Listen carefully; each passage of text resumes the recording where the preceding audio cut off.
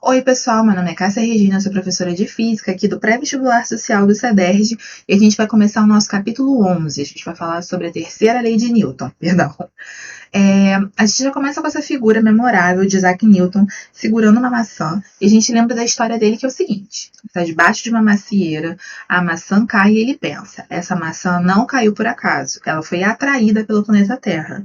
Alguns meses depois, ele surge com a lei da gravitação universal. Um exemplo disso, a gente tem essa figura que está na nossa apostila, que é a interação gravitacional entre a Lua e a Terra. É um exemplo da interação que foi exatamente formulada por Newton, ok? O nosso objetivo aqui é mostrar essa interação que existe entre elas.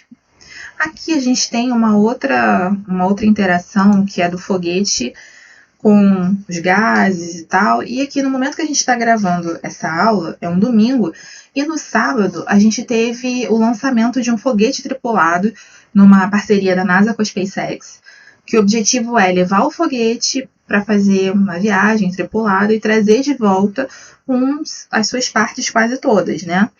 Para poderes fazerem grandes excursões, como por exemplo para Marte. Aqui nesse exemplo que a gente está vendo o quê? O combustível ele é queimado e quando ele queima, ele exerce pressão. Então é na vertical direcionado para baixo que essa pressão acontece. E é o que no momento do lançamento, exatamente no momento do lançamento. E aí isso é a ação, essa pressão exercida pela queima de combustível, dos muitos litros de combustível. E a reação é exatamente a resposta dessa pressão que é exercida pelo combustível sobre o foguete. E aí o que ele faz? No momento do lançamento, ele é direcionado, enviado para cima. Para quê? Para se afastar da superfície do planeta Terra. Tudo bem? Esse é o objetivo dele. Ele vai subindo, ele vai se inclinando e tudo mais, e aí a gente vai tendo ação e reação conforme a direção desse objeto, tá? Então aqui, uma boa olhada, seria legal para vocês. A terceira lei de Newton, o que ela fala especificamente? Sempre que um corpo A, e nós teríamos um corpo A aqui, então eu não peguei um exemplo específico, pense em qualquer ato de qualquer corpo A, exerce uma força sobre um corpo B, este reage e exerce sobre o A uma força de mesma intensidade. O que seria essa mesma intensidade? Mesmo módulo, mesmo tamanho. Mesma direção, então a mesma direção no nosso caso é horizontal e sentido contrário. Então o azul ele aponta para a direita e o verde ele aponta para a esquerda, estão em sentidos contrários, tudo bem? Que é exatamente o exemplo que a gente viu aqui, ó, direção vertical, a gente tem mesma intensidade, no caso ideal, e sentidos opostos. E aí a gente precisa fazer uma ressalva. Quando você dá um soco numa parede, a mão sai toda machucada, às vezes sangra, quebra uns ossinhos.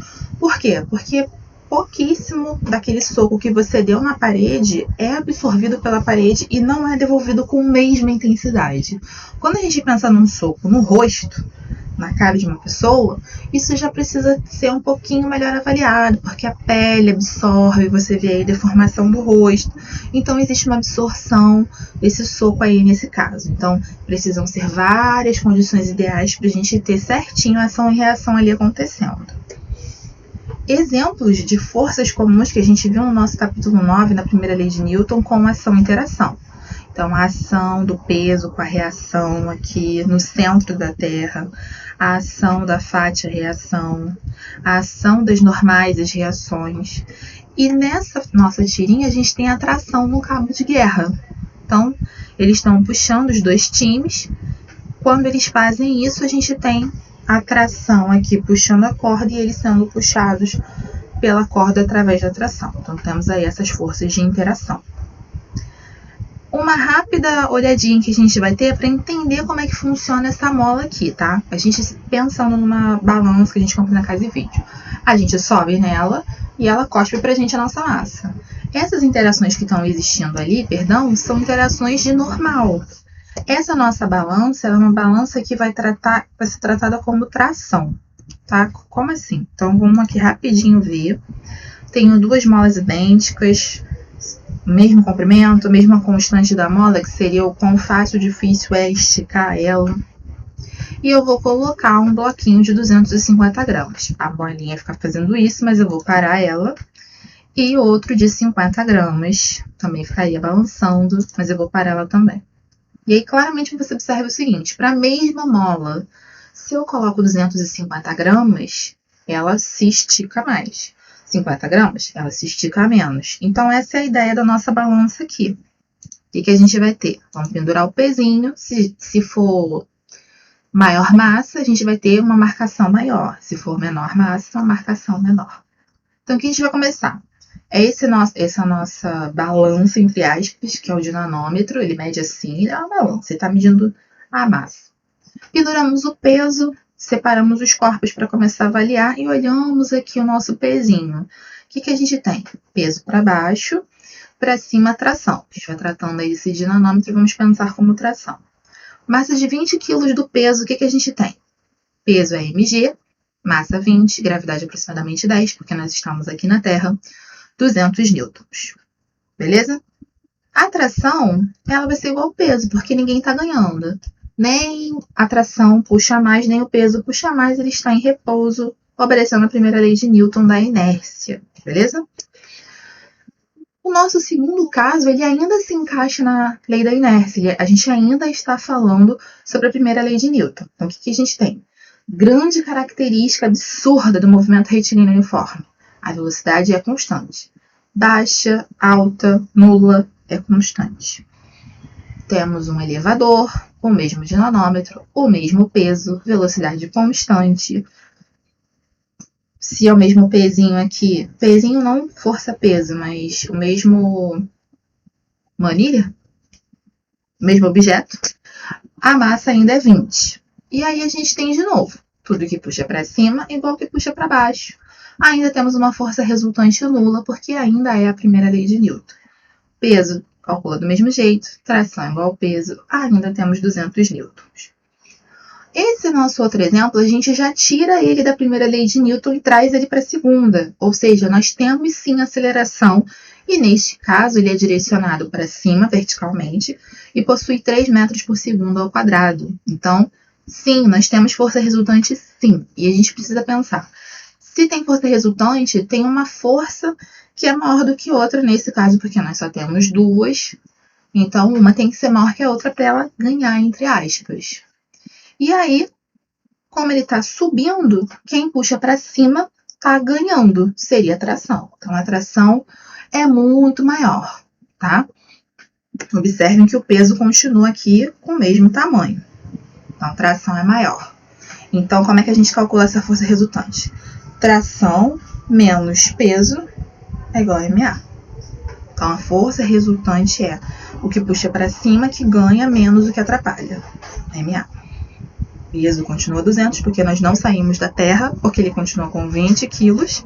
Então, continua 200, massa 20, aceleração 3. Calculando 260 newtons. Então, enquanto a gente estava andando em velocidade constante, ele estava me mostrando realmente uma coisa correta, uma coisa verdadeira. 20 quilos, beleza, 200 newtons. Aqui não, os meus 20 quilos são enxergados como 260 newtons. Essa questão de elevador é uma questão que cai com frequência, então a gente precisa saber resolver minimamente ela. E se o nosso elevador estiver descendo agora, o que nós temos? Nós temos o peso ganhando da tração. Mas observe, eu não faço um peso maior, porque o peso continua sendo ele, igual, 20 quilos resultando em 200 newtons, porque a gente está na Terra. O que eu tenho é uma tração menor. Okay? A tração vai se adequando conforme ele está acelerando ou desacelerando, subindo ou descendo. Mas o peso continua a mesma coisa. Então, nós temos aqui força resultante igual a MA, massa 20, aceleração 3, peso 200, e a tração é que vai mudar, a gente vai ficar ligado aqui agora. Como a gente quer descer acelerando, peso menos tração. Quem ajuda menos atrapalha, tá? Vai resolver, vai dar 140 newtons. E se todo mundo despenca, pega o elevador, corta tudo e solta? Todo mundo vai estar apenas sofrendo a ação da gravidade, todo mundo, a única força que está agindo sobre todo mundo é peso, não vai ter tração, não vai ter nada. Todo mundo está despencando ali, elevador abaixo. Vamos falar sobre o momento. Até aqui a gente teve uma observação que foi o seguinte: a gente precisa muito se preocupar quando a gente aplica as forças, né, que é o equilíbrio ou não, forças puxa para a direita, para a esquerda, para cima e para baixo. Mas isso quando o corpo é muito pequenininho. Pensa no guarda-roupa, né? Vários memes aí na internet. Você pega o guarda-roupa e você tenta andar com ele, você tenta arrastar ele, você precisa se preocupar se ele não vai, por exemplo, tombar, se ele não vai fazer esse giro. Então isso é uma das observações que a gente passa a ter quando o corpo é muito extenso. Exemplo, esta porta. Essa imagenzinha a gente tem na sua apostila, capítulo 11. Você já tem acesso a ela. Se não, peça para o seu professor, pelo menos em PDF. A gente tem aqui a folha da porta, a maçaneta, que tem uma força Fzinha, uma força Fzão aqui, creio eu que na folha da porta, e esse eixo de rotação. Então, pensando no seguinte, você tem geralmente 3 dobradiças, e aí elas são aparafusadas na porta e portal, e tem um pininho segurando as 2 pecinhas ali da dobradiça. Então, se a porta estiver super bem colocada, o portal esquadrinhado, tudo certinho, dá para passar uma linha que passa exatamente por esses 3 pinos certinho, beleza? Seria esse eixo de rotação, que faz sentido, né? Através exatamente dessa linha dos pinos, a porta gira ou não, tá? E aí um exercício de abstração. Observe essa porta de cima. A gente tem esse ponto O, que é o ponto de apoio das dobradiças, onde ele fica preso. E esse ponto A, que seria ali mais ou menos o ponto da maçaneta. Então a gente segura ali na maçaneta e puxa ou empurra a porta, dependendo do que for. E entre dobradiça e maçaneta, a gente tem uma super distância ali, que seria quase que a extensão completa da porta. Ok? Quando a gente puxa essa porta, o que acontece? A porta gira, que é exatamente para isso que a gente usa ela. A gente segura nela, gira para um lado, gira para o outro, e ela abre ou ela fecha. E aí o que a gente está provocando? Uma rotação da porta. E aí, pensando como a gente pode calcular essa rotação da porta? Ela é momento é força vezes distância. Que força? A força que você aplica no objeto para girar ele, vezes a distância entre onde tu bota a mão para abrir a porta, maçaneta, até o ponto de apoio, da dobradiça. Então, se a gente tiver uma distância entre esses 2 pontos muito alta, a gente tem um giro muito alto. E é por esse motivo que as maçanetas ficam no lado oposto às dobradiças. Então, de um ponto você tem a dobradiça, lá no outro você tem a maçaneta, porque você faz um giro muito grande sem precisar aplicar muita força, que é o caso das nossas lindas 3 portas que nós vemos aqui, principalmente essa de vermelho. Maravilhosa. Um exemplinho para a gente levar para o coração. Uma porta, essa porta super hipotética de meio metro, tá? Portas tem acho que no mínimo 60, 70 centímetros. Espero que 70. E uma força de 100 Newton sendo aplicada. E aí, como é que a gente vai calcular? Força vezes distância, 100 vezes 0,5 em metros.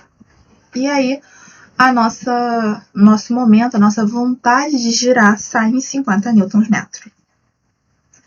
Observação porta corta-fogo. Por que eu estou falando dela? Porque o objetivo da porta corta-fogo é completamente diferente das nossas portas.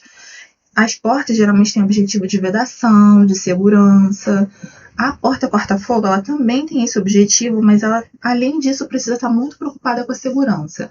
Então, onde você bota a mão na porta, você já precisa ali meio que alcançar a maçaneta para conseguir abrir ela. Então, a porta corta-fogo tem essa maçaneta extensa, não só por conta de momento, de giro, mas por outros motivos aí atrelados. Segurança. Então, a porta corta-fogo a gente precisa olhar com muito carinho. Muitas portas brasileiras corta-fogo, elas têm uma maçanetazinha só na ponta mesmo. Isso não é incomum no Brasil.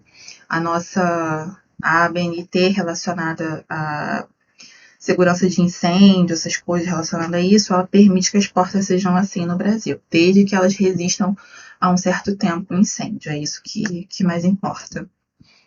E aqui vem exatamente o questionamento que eu deixei para já explicar por que a gente precisa trabalhar momento.